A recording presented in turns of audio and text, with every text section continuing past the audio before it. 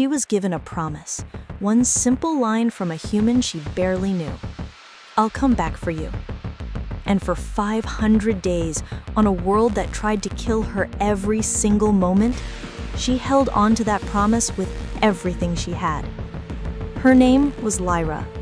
Her home was gone, reduced to nothing more than a faint star in her night sky. All she had left was the memory of a crashed ship and a hope that became her only reason to survive. The human called himself Alex. He had fallen from the heavens in a storm of fire and thunder. His ship was ruined, but his spirit wasn't. Lyra wasn't afraid of him. She was fascinated. She helped him. She listened to him. She learned his strange, melodic language. He told her about his world, blue oceans, green forests, and cities glowing under a single gentle sun. And before the rescue team carried him away, he pressed a small gray stone into her hand and said, "I'll come back for you. I promise." Lyra believed him. Why wouldn't she? But the moment his ship disappeared into the sky, the world around her roared back to life. A brutal planet of crimson stone, blazing twin suns, winds that could slice skin, and a single, dominant predator that ruled everything: Corvus. In those first 100 days, hope was her armor. Lyra built her new life exactly where Alex had left her. She used scraps from the crashed ship, bent metal panels that became her walls, her roof, her only shield against the world. Alex hadn't left much behind: a few tubes of nutrient paste, a water purifier, and a med kit. She rationed everything with painful precision. Every day became a routine of survival. She woke before the twin suns boiled the ground, foraged for bitter crystalline fungi and deep shadows, and prayed the winds wouldn't turn razor sharp. Then came day 37. Silence fell over the canyons. The kind of silence that means only one thing: something else is hunting. And she saw it. Corvus, an armored nightmare of speed and precision, a living blade. Fear froze her until Alex's lessons echoed in her mind. She didn't run blindly. She used the terrain. She used the light. She used every trick he had taught her. She squeezed through narrow rocks. She dodged deadly strikes. And finally, she hid in a crack too small for the predator to enter. Hours later, she understood the truth.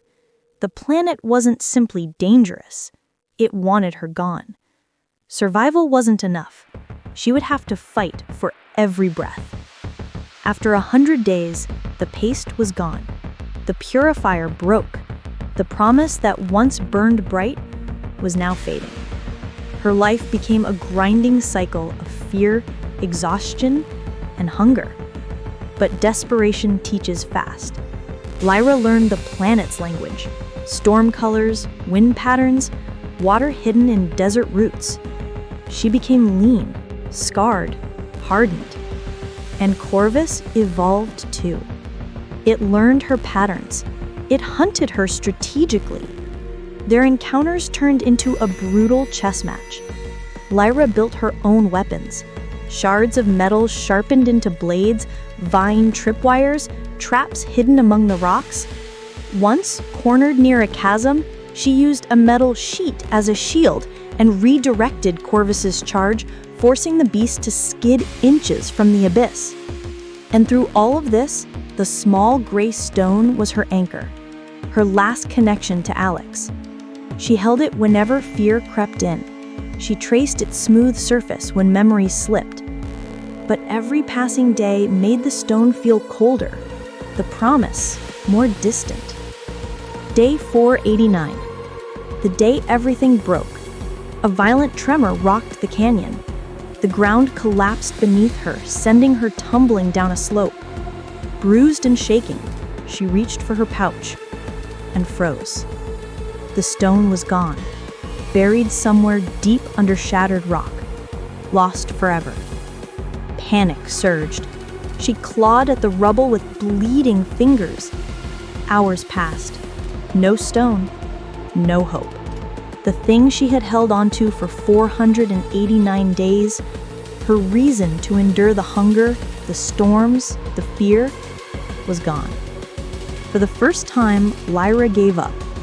She slumped against the rocks, empty, done, ready to let the world take her. That's when Corvus emerged from the dust. It approached slowly, savoring her defeat. This wasn't a hunt anymore. It was the end. But something inside Lyra twisted, not into despair, but rage.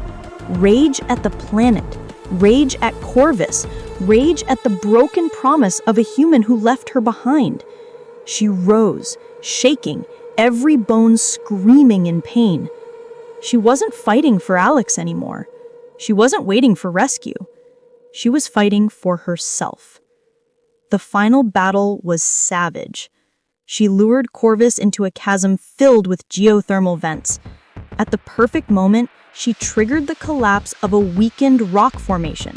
A tidal wave of superheated steam burst upward, engulfing the beast. Its shrieks echoed through the canyon as it fell. Lyra stood alone in the scorching wind, victorious, battered, unbroken. After Corvus fell, the world became unbearably quiet. The greatest threat she had ever known was gone. She dragged herself back to her shelter, one agonizing step at a time. The world hadn't changed, but she had.